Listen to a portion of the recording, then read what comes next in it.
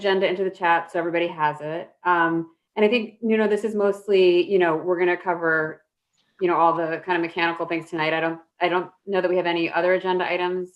No. Okay. So I think the goal is to go over just a little bit abbreviated standard operational, agenda. I'll give you an update on a few things that were completed since our last meeting, and then mainly hone in and focus on the budget and capital improvements. Great. So I think we usually start off with the approval of the minutes. Yes, thank you. I think we have to do a call to order as well. Yes. Okay, so let's call the meeting to order. And would someone like to make a motion to approve the minutes from last meeting? I'm happy to approve them, but I didn't see them. I emailed them like right after the meeting. I can resend them if you want, Barry. Oh, don't worry about it. Then I saw them because it was a month ago. I saw them then. Yeah, these are the minutes from 11/16. I think I sent them like on the 18th. Yeah. Oh, okay. There you go. That's fine then. I'll approve them. So you do approve, Barry? Yes, I will. Okay. But the meeting before, I was sending the minutes to somebody and there was a mistake in it. So, well, that's why I send them to you guys first before I submit them to the town. So if there's anything. I know, I sort of forgot about it, but maybe I shouldn't. Okay. Because it was important. It was named, all right, it was just a typo, but it was whatever. Okay. If I catch Well, I think just to sort of go over it, Barry, so, the procedure is Diana sends the meeting minutes out afterwards. We're meant to take a look at them, give her any changes, so that hopefully once we get to, the following meeting, we can just, approve them. No, I know, but everybody had missed this error. Oh, okay. So that's a minute. Okay. Okay, so that's fine. I approve them. Well, I think you want to make a motion and then there's a second and then there's the approval. Okay, I'll make a motion to approve. Second. There's only three of us, so it's kind of tough. Yes. Well, I think we'll do okay. Sabrina, I don't think Sabrina's vote counts. I'm not a voter. No. See, there you go. Okay. Okay, so we've approved the minutes from the previous meeting. Thank you. And then I guess we can get on to item number 1, vacancies. I think we have to go over the cash position, discuss arrears, tier report. So sorry, was that a different? I'm just looking at the agenda. Oh, I'm sorry, I missed that at the beginning. It wasn't. Sorry, that's at the top there. Go ahead. So usually, then you just introduce me, and then you say for the operational portion of the meeting, Nuno will do his presentation, and then I'll just begin. So cash position, we have about 96,000 operating, 1466.69 in the capital account. The Wells Fargo capital account has $43,540.71, and the Wells Fargo operating account has $491,710.84 for a total cash position of $633,044.45. We'll discuss. Can I ask a question now? Sure. Which is the checking account? Sterling, both Sterling's account are our accounts that we have on behalf of the town. So the operating account is the one that has 96,000 is the one that we operate out of. And then we have a second account that is a capital account that was used a lot in the past, but it's been pretty much inactive for the last few years. It's had that same amount in there for the last probably 2 or 3 years. No, because I read through I did a little audit past few weeks. There's another required operating account that has like $100,000 in it too. Do you know what I'm talking about? Is that the Wells Fargo operating account? Well, I think there's another account, but being that you put it this way, let me do my research and I'll tell you if it's missing. Yeah. Because it's required under the MOU that there be $100,000 in this account. At least to a checking, then it's actually an operating reserve account. I'm pretty sure that's the Wells Fargo account. No, because there's another one too. Because these are for capital, but whatever. I'll do my work. Okay. Let me know if we need to come up with something else. It's been this way for a very long time. So, you know what? That's why I looked at it. It might be whatever. I'm not saying anything. Okay. For arrears, we have one tenant who's now 2 months behind. She's been the tenant who's I've mentioned in the past, she is paying according to her payment plan that she made with me, so that's good news. There's another tenant who's been a chronic late payer, and what he does is pretty much it happens every few months. He'll fall behind. He'll reach out to some public assistance office, usually a veterans association, and they'll cut us a check. So I expect that to be probably paid in January sometime. And then there's always the typical tenants who owe a few $100s or nominal amounts, odds and ends. So all in all, our arrears are starting to get better, but they may start going again as things start possibly closing down again. When you do a payment plan, do you make the board aware of it? I think we had this discussion in a meeting prior that it's sort of like an informal payment arrangement. If it's something that requires the board, like let's say she wants to pay over the course of 2 years or 3 years, I would certainly make the board. But if it's just an accommodation that we're making to a tenant, I think they kind of grant me. Yeah, but I think you need way more transparent. You got to say, you should say which tenant it is, what's the, what unit it is, and how much money it is. Well, I think we want to be a little careful there, Barry, because these are public meetings and that's very private information. So, I think if you feel there's a particular need for that, beyond Nuno's kind of, management of that, we'd have to, go into a private session to talk about those kinds of matters. Yeah, we have to keep things sort of giving information, but not naming specifics, because, as I said, this is public information. Well, okay, that's good and it's bad. I think if somebody doesn't pay their rent, they should be embarrassed. But Sabrina says no. No. No. Absolutely not. There's a lot of good reasons why it's hard to make the rent. No, I'm not saying that they don't have a reason. But you wouldn't publicly shame someone for not being able to pay the rent in public housing. That's not what I meant. I meant it as okay, but I look at it the other way. Which is what way? People are responsible for paying their rent. Of course. Which is why they're working out payment plans with Nuno. I know, but you should know as the chairman. Well, I'm trusting that Nuno has it handled. And that's an owner's decision, not a management decision there. You're the ownership. You're the owner of the property. You're the board. So. I think the confusion is, if you guys want to know, you can always go into executive session and Nuno can give you more specifics. You're entitled to them, but to put them out, broadcast them live and record them for posterity, it shouldn't be public information. All right, that's fine. Okay. For example, if I were to be in a situation where I needed to either bring legal action or evict a tenant, I would certainly bring this up to the board. That is that involves everyone. But right now, there's no bringing legal action or having any sort of ramifications other than doing the best we can as a landlord to these tenants who are probably going through a hard time. So, I mean, my job is to collect the rent to the maximum of my ability, but I also have to have some kind of, leeway with some people. Oh, that's fine. So just put the amount. Don't put a name. Okay. Well, that's, I'll do that going forward. Because, if you put down it. Also, just so you know, the ledgers in the monthly report that you receive, there are amounts, and I think that's when you can review. Yeah. Okay. Right. Okay. Those monthly reports are quite cumbersome to go through. But okay. Okay. I'm glad it's there. Sure. Okay. So tier report, it's about the same minus I think the last time. Let's see.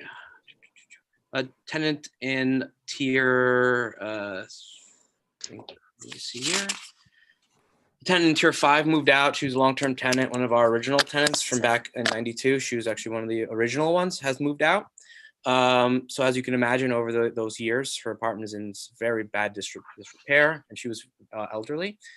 So it is needing substantial repair time. So we will hope to get that on the market ASAP. And what size apartment is that?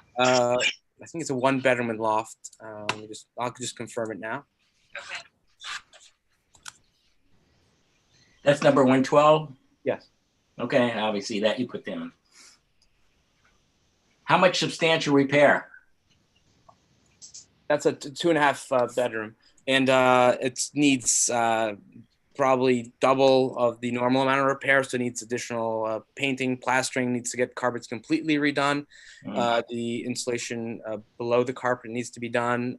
Kitchen needs substantial work. Bathrooms need substantial work. And mind you, this is probably second or third largest apartment in the complex. So as you can imagine, it's going to take quite some time. How much is it? $25,000 for what? I'm still working on that with the superintendent to get me some hard figures. So far, we've come up with a scope of work. So if you want to see the scope, I can send that over to you. And so it's not. I mean, you're not ready yet with the amount. No, because it's first. I don't want to really air out the reason why there's been delays in this, but there was a lot that needed to be done there before we could even get in there. No, that's fine. That's fine. I just, I just look from budgeting purposes. Okay. Well, so I'll give you some information on how, when a renovation happens, what occurs. Okay. The board in the past has chosen to allow Louis, the superintendent, to bid on the work as a form of him being able to make extra money on top of his salary. Okay. And then we usually keep him in line, and he's encouraged to do these renovations on his own time, on weekends at night. But we do always check his pricing against another vendor, but usually we give it to keep him kind of honest, but he's usually given a preferential treatment to get these. Okay, that's a good plan. Sorry, just quick question on that. But I know you're still kind of looking into the like all the repairs that are needed, but just in your experience, like, do you think this is like, 2 weeks, 2 months, or like how long, when it's this bad, like how long do you think it'll take to turn it around? I think we can probably have this in about another 2 weeks. It did take us some time to air this unit out, just to make it, somewhat something you can breathe in. It's actually netted a buildings department complaint. Someone actually thought, the odor in there was because someone was deceased in there. Unfortunately, it was not. So it has taken some time to get it where someone can actually work in there. We've been clearing it out and taking proper disinfecting protocols. So we're working to get in there, but I do expect at least 2 weeks to get this on. My goal is to get this rented by January 1st of the new year. Do you have someone do you have someone on the list for it, or? Well, yes, we actually have a family that's lived at Hommocks for almost 10 years that does have small children that needs a larger unit. They're currently in the one bedroom with loft. So I think they're overgrowing that unit. So we would probably do that. So far, we've moved a lot of long-term tenants that were in smaller units into the larger units. And this might be another opportunity to have, 1.5, one bedroom with loft, come available. So when that happens, so like when, that opens up, then do you just go to the people who are in a smaller and say like, you've been here a long time, would you like to upgrade, or how does that work? Well, they typically check in with me every few months, and they know when a unit that is their size that they're looking for moves out, word gets around town and the complex rather quickly. So usually they tell me before the tenant does. But I have a list of tenants who've been waiting a very, very long time to upgrade, because obviously they really want to stay in the complex in the school district, but yet they do want a space that works for them. So most likely it'll actually be a 1 bedroom with a loft that becomes available if these people like. Yeah, I want to do the swap, the swap-aroo, and I've actually received quite a few tier 1 candidates that have applied in the last month or two. So I think I'm replenishing the list, or a list of people, and I actually had 2 this week actually reach out to me, and a lot of them are Noah Goldberg. He lives in the complex. He actually has been referring me a few people, and he's provided a lot of great residents over the years. So do you want me to just go through my old business? Yeah, sorry. So as we've been over vacancies, appliance replacement. So what I've been noticing, and especially after just reviewing some of the inspection reports from Louis, I think we should probably give this another whirl to give you guys some more information on possibly doing an appliance or mass appliance purchasing. Now, this was the only thing that I thought probably should be added to the 5-year capital plan, but I need to kind of think this through. Now, the minute appliances get delivered, or a few appliances get delivered, everyone starts kind of going, hey, I want my appliance next. And like, so I think you would have to do it in like larger segments, maybe like a third of the complex at a time, and do it over time. Because if not, if you do it in too small of blocks, people are going to get frustrated. And we have had this happen in the past where people deliberately kind of tinker with their appliance to maybe ruin it, so they can kind of expedite their replacement. So I think we have to kind of think of a thorough implementation plan for appliances. I've also reached out to this company that I listed here, which is Appliance Connections. They're a local Brooklyn-based company. They do mass purchasing. They can kind of sort of lock you into a deal and deliver as we need, which is great. And they do usually, on average, I've seen about 10 to 20% off of a kind of a standard Home Depot price for an appliance. So I think if we do the math, it's about $1,800 to $2,000 per apartment for all 3 appliances to be replaced, which is the dishwasher, fridge, and stove. So yeah, I think I'll put that on my list of things to get to you guys some more formal information. I've also reached out to TISO Appliances in Pelham to see if they would accommodate some bulk purchasing. And they are our current appliance company who does repairs and new appliance delivery. So I think if we can communicate with them, that'd be great. I do want to let you guys know that there's currently a supply chain issue with appliances. We're seeing probably like 2 to 3 weeks now for an appliance to arrive, especially for like the local mom and pop appliance stores. I'm sure Home Depot still has a steady supply, but for many years we've relied on TISO because they also repair appliances. So they're good to us. We're trying to be good to them, and their prices have always been competitive as well. So probably in our next meeting, I'll give you guys some more information on that. Line item C, the carpet removal and installation, that was done in early November. She's happy, she's pleased. So that is completed. That will be removed from our old business tab after this meeting. Emergency gas line replacement, that has been completed. The town is inspecting it on Thursday, and we'll probably have a sign off on it. Just so everyone knows, there was no interruption. At most, they probably experienced about 30 to 45 minutes worth of an interruption, and they were advised prior. So we did it in such a way that the pipes were ran prior to, us disconnecting and then reconnecting. So we did it in a kind of a conscious fashion, so no one was out of heat or hot water for a long period of time. So you didn't have to, after all that, we didn't have to relocate anyone, No. Okay.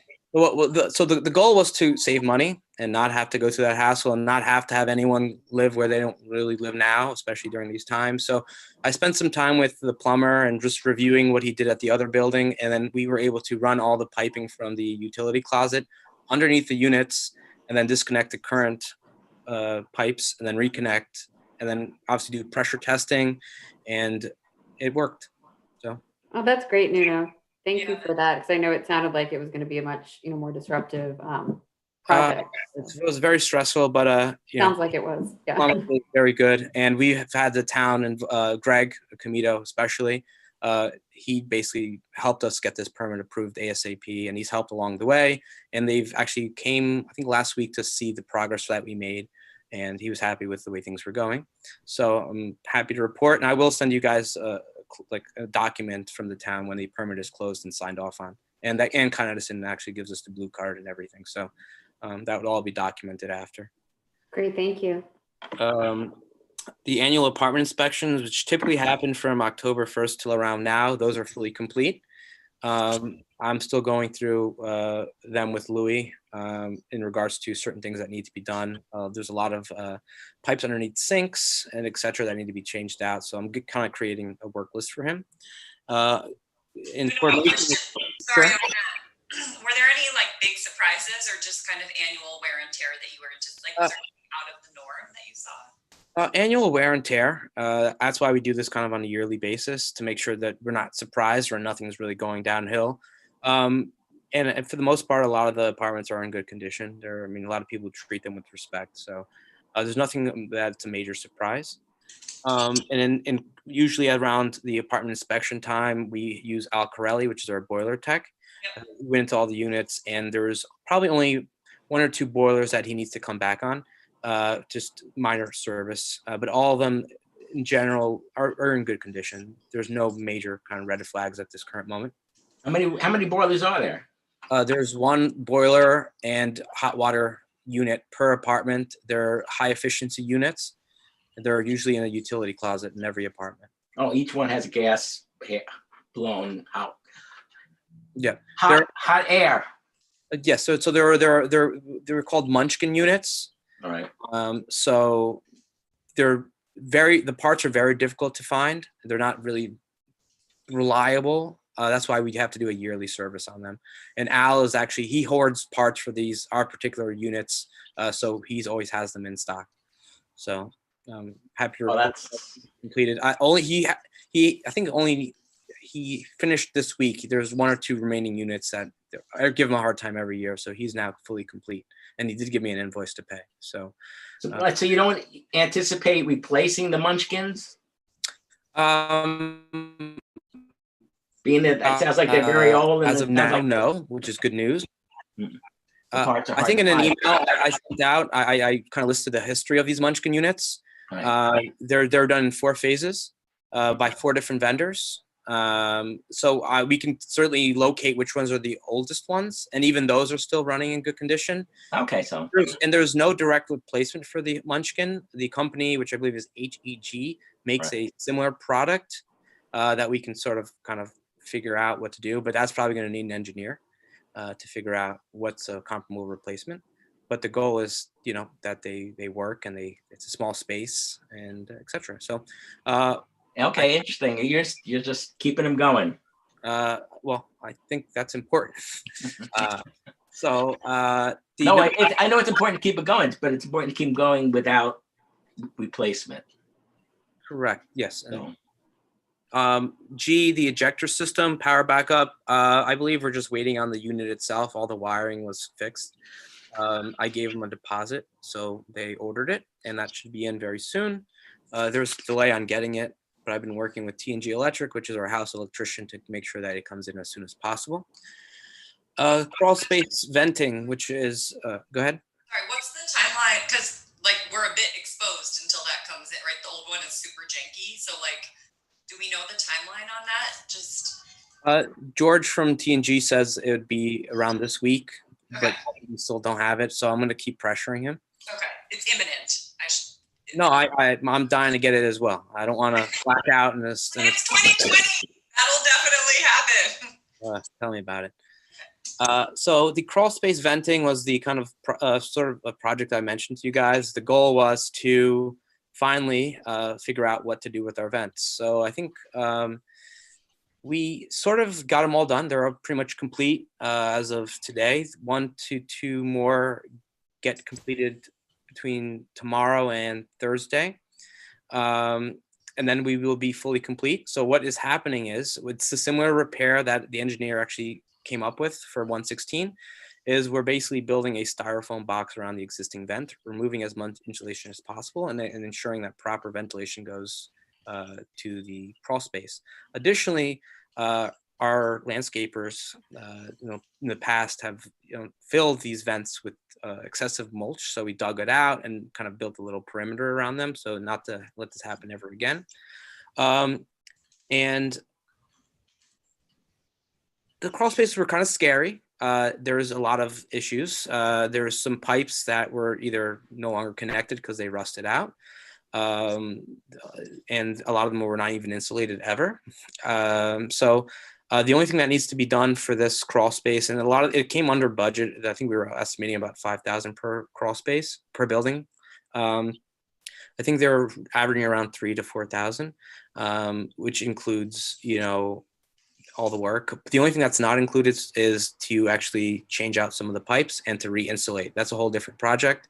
But I did send you some pictures of some insulation that's wet. Basically, you take a little razor blade through it and you get gallons of water to just kind of flood into the crawl space. And I also showed you pictures of the pipe conditions down there.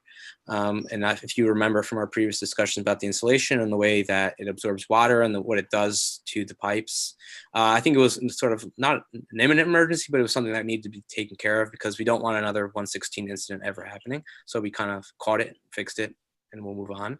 So how do you get that like junky, old, waterlogged? Because remember when you dug it out of 116, it was like 50,000 pounds or whatever. Like, how did you get them? How did you get the old, soggy insulation out so you could put the box in? You know what I mean? It was Ralph and his crew. They lugged it all out. Yeah. Was it not as bad? It was not as bad because you can actually access this from the vent itself. They just pop it off. Oh, they take it off. Yeah, then they create a box around the existing. So you're not really digging from under the crawl space. You're digging from the exterior of the building. Okay, so it wasn't like flooded in the way that 116 was? No, Okay. but it was getting to be that way because the insulation was absorbing enough water. Yeah. But it still was, this insulation, unfortunately, is something we're going to have to deal with for the next few years, if not for the eternity of this building, because it's never going to go away. It's in every crevice of the building. And it absorbs water and it hides problems that usually are easy to spot. But unfortunately, it's kind of something that we have to be on. So now that we have functioning vents, we're going to open them up this spring. They've been shut for the winter to keep the pipes properly, in proper temperature. But in the spring, we're going to open them up, hope they do their job. And we're going to keep an eye on them. The only building that had an issue with actually groundwater was actually 116. Even with the repair, it was still having a lot of groundwater. And that's just due to the way the kind of topography sits. So we did install a sub pump there. That will keep that unit very dry. It was about 1 to 1.5 feet of water that was sitting under there, even with a proper functioning vent. Yes. How will we know if this worked? Do you know what I mean? Will it be next spring or whatever? And then when they go to open the vents, they'll be like, oh, yay, it's dry. Or how will we know that putting the box around? Because So what I plan on doing is assigning Louis a task to do this on a pretty much kind of seasonal basis of inspecting the vents and inspecting the crawl spaces. And we finally, let the tenants know that in your garage there is an access door to these crawl spaces. Please keep them clear in case of emergency. So we do now have this in place to allow Louis to go down there to make sure that this is working. But I mean, we kind of did everything that was feasible, other than removing every piece of insulation under there, which is not ever going to happen. So this is the fix. And also we're adding additional insulation because from the 90s, some of these pipes have been uninsulated and we've just been lucky that there hasn't been any issues. And I sent you the pictures and movies if you are interested. And then on to kind of some new business stuff. So now that we have 2 of the buildings completed, we'll probably discuss the remaining buildings, gas pipe replacement in the probably spring. After heating season, that should be probably considered. I'm happy to report there was no other gas smell in any other vents when we did open them up. It was just that one unit. So that is good news. I'll skip part B for now because we'll just kind of make that our kind of larger topic. But C, while in these crawl spaces, we did notice a lot of stairs were starting to become loose just because of time. We have repaired 1 so far in the spring, but we haven't identified. Sorry, just I'm trying to take notes as you're talking. On the gas line replacement, didn't we already approve the budget for that 2 meetings ago at the end of October? We approved the idea of doing it when we are, but we have not approved a vendor. Okay, because I remember, I know we talked about that when it was still Sal and Rick and everyone. So I feel yeah, we have not made a decision on who's going to do the work. Okay. We did approve the that it needs to get done. Yeah. And so if everything it goes well this winter, we can discuss this in early spring for probably an April start date if we have a early warm spring. And then we get it all done. If there's another incident where we do have a gas smell, then we can attend to it as they come along. Now with that, we know how to address it without interruption. I think we have a backup plan. And I guess I was talking about the stairwells. I've identified, I think it's 6 stairwells now that need to be kind of, you have to add some additional nails to them. starting to come loose. So if you check out the picture, you'll see, some of the stairs are coming up. And once you step on them, they kind of feel a little bit loose. So in order to avoid anything, I just need you guys to approve the repair of them, or at least addressing them. It's just really, they need to be nailed down, and they need some additional glue. Pulling away from the side of the wall, or are they like sagging in the middle? Some are sagging and some are lifted. So when you step on it, there's a lot of feedback on it. And every stairwell has a different issue with them, but the majority of them will need to just be re-nailed and adjusted. Is that the picture you sent? Like, are you just putting in a 90-degree, like that thing that you put in to stabilize it? Some of them will need like a lot more woodwork than others. Others just need to be simply nailed. So that picture I sent you, let me see. Like, it looks like there was like a support that was put in. Yes. No. So some of the supports are, but if you can see one picture that is right at that 90-degree angle, you see it's kind of like that way. It started sagging in the middle, so it's like lifted a little bit. These are wooden stairs. Mm-hmm. They were on the side facing the school. No, these are in the hallways, and they're covered. In the hallways, okay. Inside. These are covered in plastic tread. Oh, so they're inside. Okay. I didn't walk inside. You're gonna have to show me someday, or All right. Louis. You let me know when. I was waiting until everyone's better. I'm gonna wait a little while yet. Okay. Sorry. So Nuno, that picture you sent, picture 0185, that's taken from underneath the stairwell, right? Like looking up. So I guess what I was asking is, when you said they just need to be nailed down, are you saying like just remove the plastic, nail it down for the ones that are? You do it from underneath. Okay. Show you some pictures of what we did to the last set of stairs. It usually involves adding additional supports, nailing them down, adding a bunch of stuff, and we don't need to do anything from the front facing or where you actually step on, and it's pretty solid. Okay. All right, fine. And these are things that we have done sporadically along the years. We usually just do them. I just want to make you guys aware that this is something that kind of needs to get done. Sounds more like a repair. So. I want to let you guys know that it needs to get done. So I will have these done probably within the next week or so. And the only thing I did not add to the agenda but needs to be discussed, it's the holiday season. So we usually discuss Louis' bonus on this meeting, and also the sanitation and postal worker gratuities. So usually for Louis, in the past, we've usually given him $1,800 gross. That amount can be kind of go up, down, really depends on what you guys think we should give him. Can I ask, I mean, in your opinion, given all the extra work with COVID and, kind of the strain of that, I mean, I don't know how you usually evaluate, whether you kind of go with a standard amount or, years where you decide in the past that should be more, or, is it dependent on how much money we have in the bank, or how do you usually make that decision in the past? Never been about how much money there's in the bank. It's always just been, what the board thought at the time was fair. Mm-hmm. So I think 1,800 is about 2 weeks' pay, which is sort of somewhat standard for someone who's been at a building for the amount of time that he has. Mm-hmm. And I will raise this now, because I know Louis is going to bug me. Is none of as superintendents, you do expect holiday gratuities from the residents. Obviously, it's not something that everyone does at our building, and he always gets about that because he does come from a city building background. Mm-hmm. So, he has complained in the past about, that, but I'm like, I can't really do anything for you. So it's up to you guys on what you should be giving to him. But it boils down to 2 weeks pay. About. Okay, well. And how many years has he been there?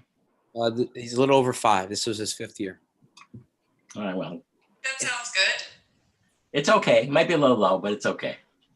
Well, I mean, I would suggest, what you just said about, sort of not getting the tenant gratuities. And if you think, given, I know we've talked about a lot of the extra, just making sure everything's clean and the doorknobs and, all the common spaces with COVID, if there's been, and there's been a lot of, I think probably, extra strain this year. So I think, we may want to consider that if we think that it's sort of on the low end in the first place. I don't know if we want to round it up to 2,000 over 1,800, if that makes a difference. But I feel like you always feel better when you feel appreciated, and that, if we feel that there's been extra effort this year, that we may want to, reflect that. That's fine. But once you raise something up, and then you got to keep it going, usually. Then people get this. Want to do an 1,800 holiday bonus, and then hopefully after this next wave is done, we can probably discuss a discretionary kind of COVID bonus. I know a lot of superintendents received a bonus if they're in the union. I think that's a good idea. So, Nuno, did we ever do the 401k that we talked about at the end of last year? Okay. Yeah, he's contributing. Okay. And we're matching up to 3%. I believe so, yeah. Okay. I was just trying to look at our notes from like the end of your meeting, and I saw that was in there. And I was like, did that ever happen? And do you know, Nuno, just back to the idea of a COVID bonus, sort of what the standard has been for that with other buildings? It depends. Every building has its own financial issues, and some are better than others. But I think the union, and this is like the union began this whole thing, and then other supers who are not the unions were like, "Hey, my friend got a bonus. Can I get a bonus?" And then it became the norm. It's on average, it was like 500 to about a week's pay. Was about the COVID bonus. It was really up to discretion, and I think it makes them feel good. I mean, they're at risk, they're in hallways, or they're out and about. It makes them feel kind of welcome. And this way, you separate your holiday bonus from like this COVID that may never happen again. Hopefully not. So we can separate them, and we can separate them in time. So it's not like hey, I got 2,300 last year. Where's it again? So I think it's probably an opportunity to kind of say, hey, by the way, here's your holiday bonus, and we're considering giving you a COVID bonus. I think it certainly helps. So let me know what you guys figure on either figure. Yeah, I mean, I think we could just decide and talk about it and vote on it now, to be honest, because we're not gonna have another meeting before the end of the year. I mean, I'm in favor of it. I would put in a motion to go ahead with $500 for COVID bonus. I don't know if you want to discuss if that's the right amount, or if others agree with that. I agree with that, Melissa. It's fine. Okay. So I think I'll discuss that, and we'll pay it out in like January, February. Okay. Kind of separate it. And then we have to figure out sanitation bonus. We've currently historically given that 200, but given our issues with the sanitation department, I would hope that we would at least give them a little bit more so they can kind of actually treat us a little better. So it's up to you guys on what you want to raise that to. If maybe 250 or 300 is the magic number. Obviously I've been privy to the information about all the the issues with the garbage men and Louis, and it's gone up to Steve Altieri. So how's that going, Nuno? Is it any better, the commingling, or no? It's a fight every day. Tenants they're getting better, but as people are being stuck more at home now, we're getting a lot of people throwing out cardboard where they're not supposed to. So it has it's going by the week. It's one good week, bad week. But Louis is catching it. He sends me a picture of the box or the stuff he finds in there. So I usually wake up to a picture of a cardboard box. So so I am contacting the tenants after, saying, hey, we found this cardboard box, please abide by the recycling regulations and guidelines. And they usually say, I'm sorry, I did it in a rush, whatever it may be. So we have not heard from Steve in quite some time on it. So hopefully it's getting better. I just know what he was proposing was not going to work for us, which was, garbage pails in the garage. I mean, we just have rodent problems, smell problems, people are not going to push them out, etc. So doing everything we can to avoid it getting that bad would be ideal. Last meeting, Nuno, you weren't able to join us, but Steve Altieri actually did join us and we talked about this issue. And I feel like we'd come to, a recommendation that he thought was a good idea with regard to some kind of public education component to this. And I have to go back to the meeting minutes, Diana, sort of exactly where we landed with that. But I think we should follow up with him because we had also talked about potentially, doing kind of a public information, letting, folks know kind of reminder of what the rules are, which I know that you do, but then having some sort of penalty potentially, if there's non-compliance that's sort of shared across the complex, which may encourage, folks to abide by Yes. the rules. I think that is wise, and I actually spoke with Steve probably prior to that meeting, and I did tell him that I sent out the joint, the joint DPW regulations that are on the website, the PDF. I did send that out to every tenant just to get that information out there because people do forget, and those rules and guidelines do change sporadically, so people are not aware of them. So we got that information out. Now, I think the question was, can we and should we penalize the entire community? For a couple of people who aren't following the rules, it's not really fair. I think it's terrible. Yeah, it's only really probably 3 or 4. 3 or 4 out of 50. It's not really right. So, will they even know the penalty will go to the management company just to pay? Well, they won't even know about it. No, but we're talking about assessing a fine. Against who? Against everybody? No, you can't do that. If I'm a good guy and there are 4 bad guys, that's just crazy. But whatever. You got to find the bad guys. So. I think Diane just dropped in the chat sort of the note from our conversation with Steve that he was going to work on sending an official letter from the town. Right. Which I think, Nuno, in addition to kind of you reminding them as sort of the management entity, having something official on town letterhead saying like, hey, here's a reminder of the rules. And I think, we don't have to, obviously I hear what you're saying, Barry, about, about a penalty. I mean, I think we were thinking something very nominal, just as kind of a reminder more than anything else. But, I appreciate that, if that doesn't seem equitable, that may not be the approach we want to take. If I'm a good guy and I get that would sort of make me mad.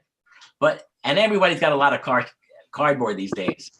I think let's remind Steve about, putting together an official letter from the town and see if that's helpful. If that, makes things a little more. And then I can get a letter and we can combine them. And, as I said, the penalties from the county itself for recycling are like $100, which isn't much, but it's you don't want to get the town in trouble with the county because it just gets, the relationship there has to stay.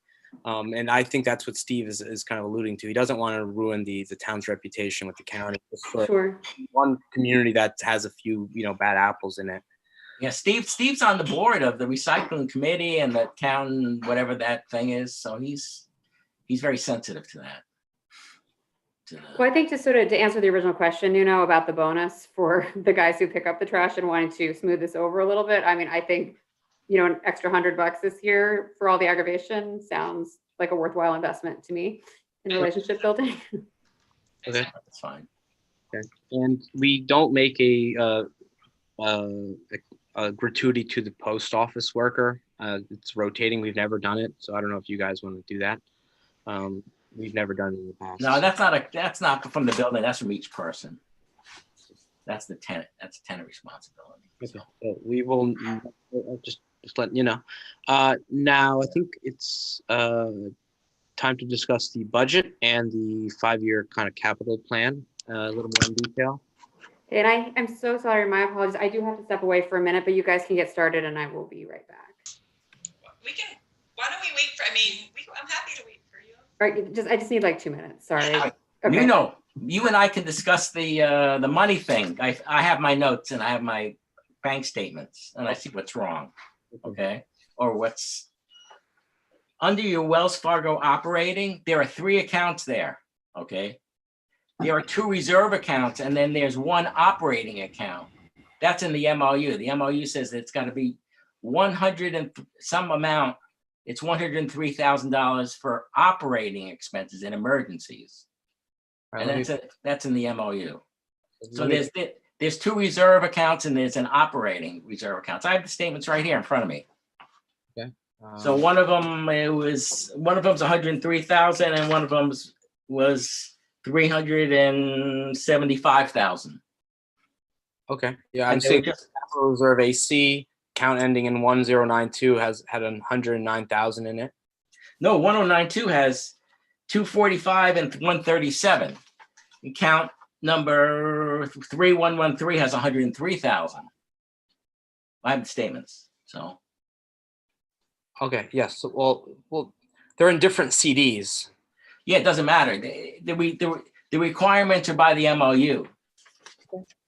And that's how it is. You got to have the operating, the auditor should have picked that up. But anyway, you just lumped all three together, and it's not called Wells Fargo operating. It's Wells Fargo operating reserve and Wells Fargo reserve.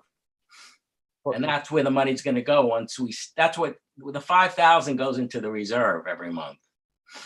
And then the other two are sterling operating, which that's really sterling checking. So these accounts used to be, I believe, in Merrill Lynch, and we've moved them to Wells Fargo. Right. And the reason they're labeled that way is Rick made a big deal about the naming of them, and that's per his direction of naming them this way. So if you want them named a different way, no, they're named fine.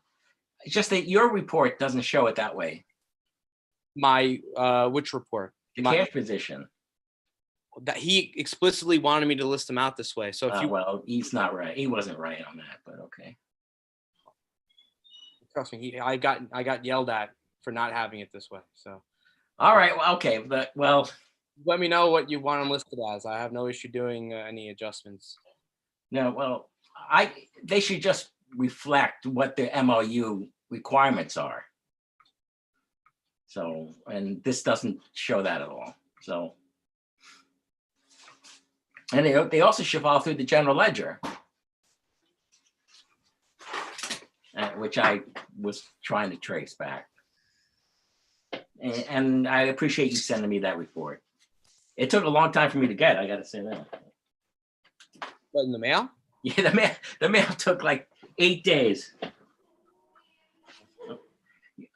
Sorry about that, guys. So let's get back on track with the budget. Sure. Okay. Well, I said what I had to say on that. So. Okay. So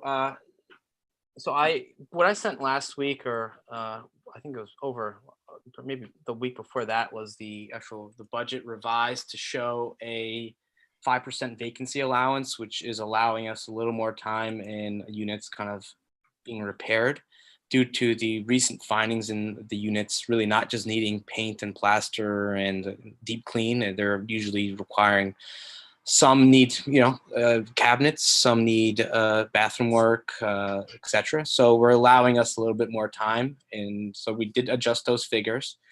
In there, I've also adjusted the bond that's going to allow us, it's only going to be 8 months in 2021.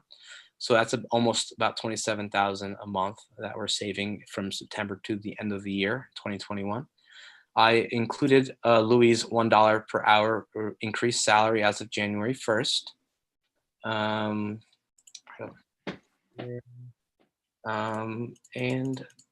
that was really the only major changes on here. Everything else is kind of, they're fixed costs, and we're really pretty conservative in a lot of these repair columns.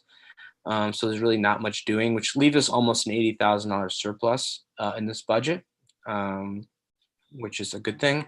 We've opted not to increase rents past what they are now. We're keeping them in same. I did the calculation on how many leases come due within the next year, and it's that's the figure based on what we have. So it's really up to you guys to approve it. If you have any questions, I'll answer them. But as I said, a lot of this is just per historical information, per our current billings, and just knowing what we know about the conditions of certain line items. The only question I had, Nuno, from the just on row 4 was we had talked about, I think originally you had projected a 2.5, no, the vacancy, so you did change the vacancy allowance up to, okay, got it. Okay, I think I maybe missed that part, but yeah, that was the only other thing that we had on the list.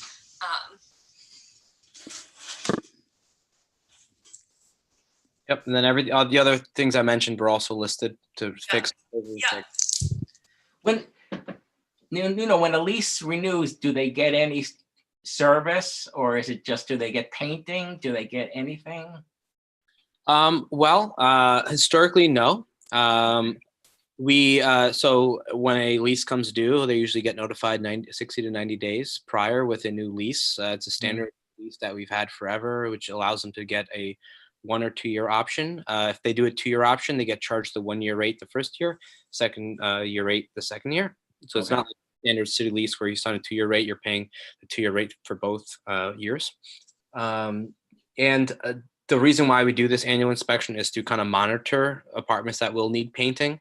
And I'll be quite honest with you, a lot of apartments have not been painted in probably 10 plus years.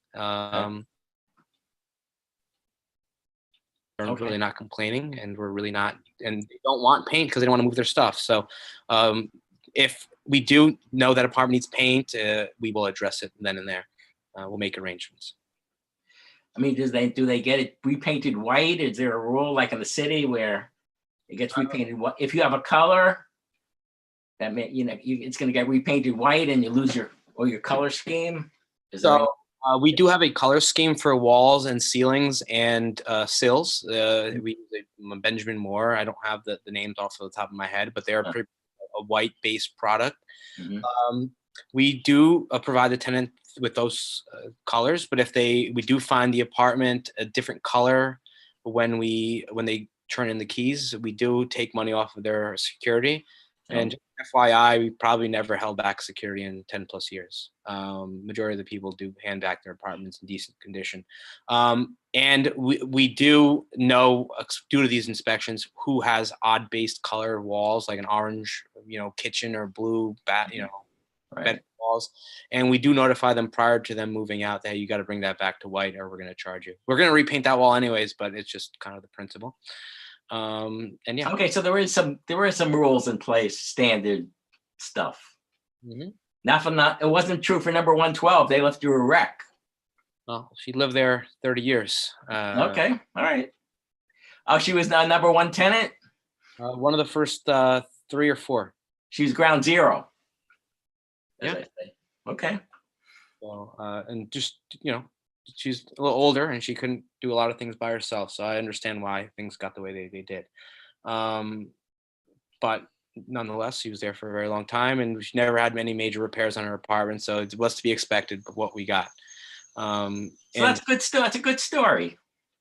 I mean, to be honest, we have a lot of original cabinets throughout all of our kitchens, the original cabinets, and they do need their, a lot of things replaced on them. So it's not surprising that cabinets have to be replaced. They've lasted well more than we expected them to. Right. Okay. So so any questions on the budget? Any line item issues, changes, increases, decreases? No, I feel really, because we looked at it carefully and then you made all the changes. So it was good. Yeah. The budget's very positive. At the end. So it's interesting. Yeah, it's interesting to see what's going to happen with all that money that starts accumulating. Well, basically, the budget is sort of balanced until the September. Right. Right. Making the money, which is how it's kind of always been. But now you have extra money, a lot more extra money coming in. So we don't have huge capital requirements either. So it'll be. Then the windows will start, kind of thing. Absolutely. Right. So I'll call this budget approved if everyone votes for it. Yes. Do we have to second the budget and first nominate and all that stuff? Yes. Oh, I recommend that it be approved. And who seconded me? Let's say you're muted. Sorry, there's a lot of noise happening. I was sorry, so you didn't hear any of that. I was saying we should formally vote to, you got that. Okay, so I'll second it. Okay, good. Approved. All right.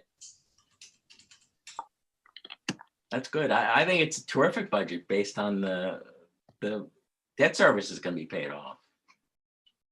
A good year, a great year. Great. Well, So that's let's hope for nothing unexpected. That's Well, Famous last words. Famous last words. well, we've got a couple more weeks left of 2020, so let's just hold our breaths a little longer. So I think that was our last item, Nuno, on the agenda. No. capital.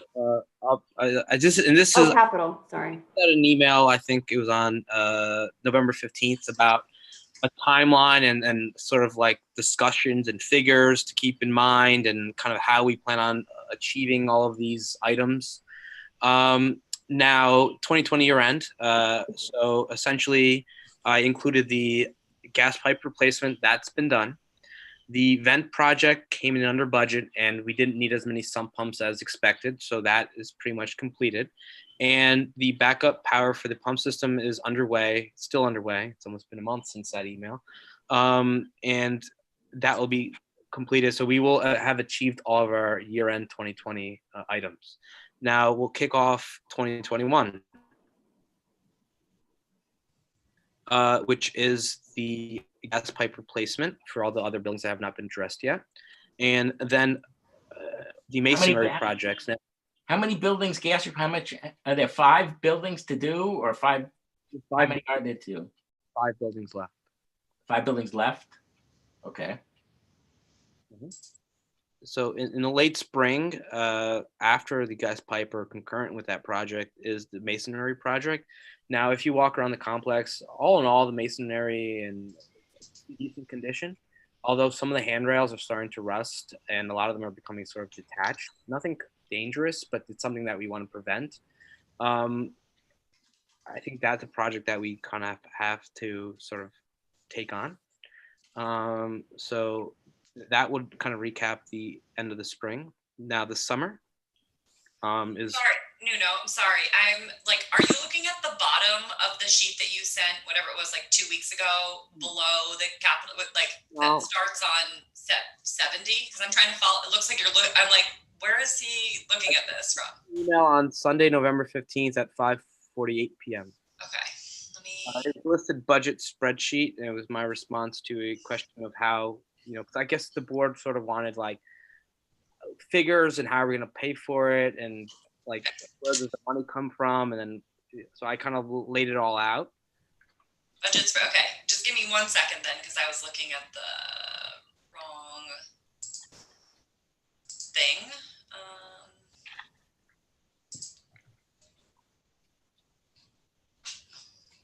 Okay, so not the attachment. You're saying it's like in the body of the email. So there was an attachment which was the initial draft, and then there was actually a body of that email which explained the bottom. Yep. So it's because I understand that spreadsheet at the bottom of the original budget is very difficult to understand. It's really hard to kind of conceptualize. So I kind of listed it out in kind of paragraph form. Okay, I'm with you now. Yep. Okay. So we're at the end of 2020, and then you're going into late spring 2021. Yep, I'm with you. Okay. I mentioned the gas pipe replacement and the masonry work, which some stairs do need to be touched up, but the majority of it is the handrails. A lot of them have to just be kind of cemented back and probably repainted. They're starting to show rust. The last time these were touched up was probably over a decade ago. So we'll do that. Now, probably the largest project is going to be the deck, which is going to, it's probably going to require the board's involvement in terms of kind of color scheme, material, and kind of figuring out how to do this. Now, we did do some minor, it was supposed to be minor deck repairs to kind of sort of end up being a little bit more major, which would sort of get us ready to do this new deck. We did find that a lot of the deck wasn't attached properly to the building, so there was probably a foot or more of exposed insulation. It wasn't properly flashed on the building. We will be able to salvage a lot of the foundation posts if we do a new deck. So I'm keeping the price at 62,000, not knowing whether materials are going to be at the summer of next year. Right now, lumber pricing is probably 200 to 400% of what it normally is. But that is going to be something the board is going to get involved on. I don't pick out colors or color schemes, so that is something that I will leave to you guys. I can bring you guys samples and what. Yeah. Well, I was gonna say we had talked last time about Trex because it's so durable, and then we don't have to fiddle around with painting it and stuff. Yep, it's sort of maintenance free. Yeah. And we can pick out, and I can bring sample books and everything, and you guys can kind of figure out the design aspect of it. And sorry, from a cost perspective, like what, not to put too much of a detail, but like relatively speaking, if we did, Trex versus just like conventional lumber, like what do you think the difference would be in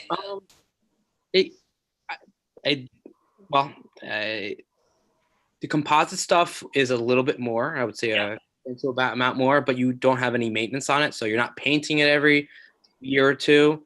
You're not pressure washing it every fall. You're basically set it and forget it, minus some minor, upkeep here and there. And it's going to come down to where supply costs are next year, which I will give you both an estimate from one vendor for both standard lumber and lumber. You guys can kind of make that decision if you think that using standard lumber like now is going to be the right move, or is just the composite material going to be okay. So that's a project that I'll probably work on in the spring, getting you guys pricing and getting some more information, and then kind of getting you guys involved in how to kind of, Right. Yep. There goes the 80,000. I don't know about that, but it's a large deck, and it's seen better days, to say the least. So, Nuno, just looking back at that email when, I know you said you don't have final proposal on gas pipe replacement, but do you think it'll still come in at that, 119? So I would have to. So the 3 proposals I submitted, which are in the last agenda in that large, massive packet that I emailed out. Yeah. There was the person who's been doing the last 2, which is BC Plumbing. His name is Brian. Yeah.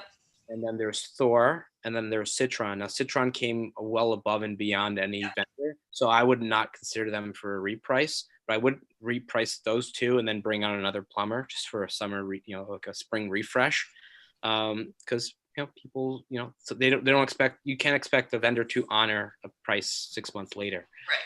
So we'll get refreshes on all of them, and then we'll go with whomever most cost effective, but also kind of works with us the best. So that's something that I will get you guys well in advance of that kind of kickoff date.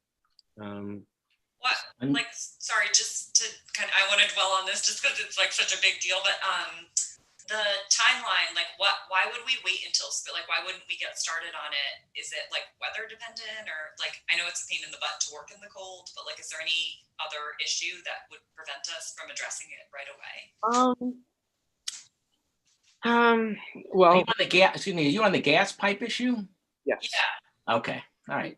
I actually was trying to push this along in the late summer, just because, yes, it's easier to work outside in the summer, but it's also easy to work when you're not relying on heat and hot water. It's really not the biggest deal in the world to take a cold shower in the summer, but it's a bigger deal to do it in the winter. Mm-hmm. So while if I tell these vendors, hey, you have to do the remaining piping, they'll make it work. They'll do it. They're not going to be happy about it. But it does worry me that if it's mid-January or February, you do have guys outside, and then you do have an apartment without heat or hot water for an hour. Okay. You might complain. So if it's not an emergency, we did check all the pipes while they were under there. There was no gas smell. But if there is a leak or smell that does occur, they will certainly perform an emergency kind of repair. They're not going to really charge us more. Especially if we use who we have so far, they'll accommodate us. But really, the reason why I did want to get this started in the summer was to get all the buildings fully re-piped before the heating season. Yeah. And then et cetera. And then I kind of said, well, it's kind of a moot point now. People's boilers are on. So Gotcha. if the board is deciding to do this, now, I'm gonna, they're gonna, you know, stomp their feet, but they're gonna do it because it's revenue. But as of now, I don't see any issues with waiting that long. Okay. Gotcha. No, as long as you're fine I'm like, after we've now had like 2 fire drills on this, so it's like, if we can address it, but if it sucks to work outside and it's going to inconvenience people, then. Well, yeah, I mean, because, you know, we're doing this through like the garage area, so keeping their garage open, and some of the, you know, get cold in their apartment. It's really not ideal, but if you know, push comes to shove, we can certainly address it if it does need to be addressed. Okay. Gotcha. And then starts fall, which is probably the most involved project the board will face throughout this process, which is a window project. Usually, when a complex does a window project, you decide on an engineer, which we can use the engineer, which is Robert Antonucci, who's done our surveys, and he's done our siding, our roofing, our paving project, etc. We can continue using him, or we can hire an outside engineer. Or there's actually engineers that specialize in window replacements that I can refer you. And then it begins the hunt for proper windows. Now, the town does have restrictions on the type of windows you use, so it's not, do you have to use their guidance. But then you have to go to what manufacturers, what materials, who's going to install them, etc. So it's kind of a lengthy process. Hopefully by the fall of 2020, we can meet in person, and you can meet these actual vendors. They use the presentation. Yes. Can I just ask, Nina, sorry, what kind of requirements? I mean, not to get technical, but like in terms of the town's involvement, and it just sort of certain specs that meet a certain permitting standard, or yeah. Yeah, so you have to get a permit. To do windows in the town, you have to get a permit, and they have to meet certain environmental requirements. Like, yeah, it's every town has different requirements. I don't know the town of Mamaroneck off the top of my head. Usually, you have to ask the buildings department to send that over. Got it. Thanks. So but hopefully by the fall of 2020, we can actually meet with actual vendors, manufacturers, etc. They bring you a sample. They make a presentation. They kind of explain to you their installation process, and sometimes they do invite you to another building that they recently either retrofitted or used in new construction. So you can kind of vet them. And as I said, it's a very lengthy process, and it's kind of stressful. And organizing a window replacement in a complex is also very stressful for me and my team. It's basically kind of coordinating and making sure everything goes well. And so that is going to be a fun project, but hopefully it will reduce a lot of the random leaks we get, and a lot of the drafty windows and windows that don't go up and down without some elbow grease. And I think that might be the kind of last item on the actual physical envelope of the building that needs to be replaced for 20, 30 plus years. So that's going to be a fun one. And then I did mention some projects that aren't necessarily a project that we have a sort of a dollar figure on, but as people are getting more and more like mail and packages, I think probably upgrading the mailboxes to be more package friendly and more secure is probably something that we should address. Currently, I don't know if you remember at your time at the property, there's like these old kind of looking, we painted them green mailboxes. A lot of the time, they just leave the packages on top, or some people leave packages by the garages. So it depends on the courier. And not that we have a real package theft issue, but I'm pretty sure if we had the ability to do like a more secure option, people would welcome it. And people have actually pushed for this. I know Grant, he's a volunteer in the town, has kind of been a big component of trying to push this along. So I just wanted to mention that that's a project that, you can probably consider, and a lot of people would be happy. Yeah, that makes a lot of sense, I think to put that on the list. Yeah, I agree. And, as I said, it's also aesthetically pleasing to get rid of those kind of eyesore mailboxes that we've been holding onto for a very long time. Sure. And that is really the only few items that we have according to the engineers project. And I mean, the figures on them, it's not like they're small kind of projects, but they are major important projects. Other miscellaneous projects that the engineer suggested was redoing the landscaping at the community.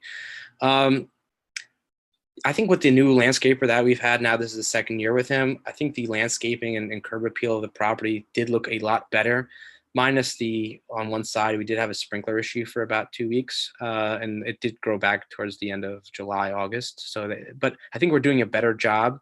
But I think just maybe kind of giving them a little more attention in terms of like giving them instruction would be ideal. But I think the property looks fine. I don't think anyone complains about the trees and the leaves and everything else like that. But if anyone wants to volunteer to give some landscaping, beautification advice, let me know. I'll do it. We did actually do a yearly tree trim on a lot of our trees, so we do have a safe, walkable sidewalk there. But yeah. Might want to have a victory garden next year for everybody to have their own vegetables. No, we actually have someone who actually has like a garden by the superintendent shed. And there's a reason why, which I won't mention on this meeting, but it's good for their kids to kind of grow stuff in there. So that's great. But other than that, I think just adding maybe some additional stuff like that would be ideal. And I drove through the other day, and the place looked terrific. I drove all around. There was one thing I saw that was kind of odd, and I don't know if I should bust whoever it was, but one of the tenants had run an extension cord across the driveway, across the street, to one of the public outlets, and they were like stealing the electric, and that wasn't good. But whatever. When you drive in or out? When on the outside. They had one of those orange cords out through their garage and into one of those receptacles in the grass. I think that may be one of our receptacles, I think, because we go up until the tree line and the back. Yeah, whatever, but it was definitely coming out of their apartment. So, whatever. All right, I didn't know. I don't want to bust the person, so I didn't know who it was. But we have to. What? We have to, unfortunately. I should have. Well, okay, but. Well, I'm glad you let me know. I mean, I'll handle that. You don't know who it was. I have a good idea. All right. So. Okay, I know it's on. I got this on tape, so. Oh, you recorded. So, but what's right is right. So. Yeah, I think I know who it is. There's only one person on that side of the building who would do something like that. So, all right. So that's pretty much our capital project. And as you know, the complex is aging, so things come up randomly without notice. So I think this is just being very conservative, but obviously there will be things that we will deal with along the way. And that's about all I got. I have just on the windows, Nuno, because that's like, as you said, a big pain in the butt and extremely expensive. Is that something that we start in the fall of 2021, but doesn't actually get implemented until 2022? That is pretty much correct. So you do have to first hire an engineer, step one, or you can interview. Then you get, the dog and pony show of every window vendor wanting to kind of sell you their services. They pitch you first. You decide on the vendor and the material type. So there's benefits of what they're trying to sell you. Then there's the add-ons. Like, do you want the ones that are like kind of slow closing? There's like all these add-ons they can sell you and upsell you on. And then the manufacturing of these windows is kind of also takes time, and the installation takes time. So yeah, this would be something you start at least 6 months prior, if not more. But just I think it's conservative in having like a 8-month kickstart. I think you'll be fine. I mean, I'd say you should have a phased approach, 5 at a time. In my experience, I think you tackle the entire complex at once. Right. Because you get a better price, and you have a dedicated staff. You don't have a different guy in different units. To be quite honest and frank, if you pick a bad window installation company, you're gonna have thefts in apartments, and that creates issues. So if you have the same crew, you kind of can, who did what. And but even at best, it creates a big mess and it's havoc. It is havoc, and that's why it's very important to pick the proper installer. Right. That's the most important thing. And they're also measuring the window. So if they mismeasure, you have a lot of windows that are the wrong size. And That's, yeah, well, you got to make that the responsibility of the seller. So I think, sorry, in the interest of time, just try and see if we can end this, by 9. I feel like, this is a project that we're going to explore down the road. So Yes. I think we can kind of get to those details at a later date. Are there any other items, Nuno, that you want to go over with us? That is all. I got nothing else. Well, that was a lot. Yeah, thank you, Nuno, and thank you honestly for all your work over this year and during this very difficult time. And I know it was a big transition, between you taking over the company, and I think you're doing a really, great job handling all of this for us. So just want to say thank you and express our appreciation for that. Thank you, and let's keep up the good work. I appreciate everyone here, and happy holidays. And Same to you. Yeah, everybody be well. Usually we end the meeting with a next meeting date. Yes, that was. Thank you for leading us along and through this. But yes, I was going to be my next question. Is I think we can pick a date in January, maybe around the 3rd week or so. I don't think there's anything urgent to meet before then. If I can get a first week of February date.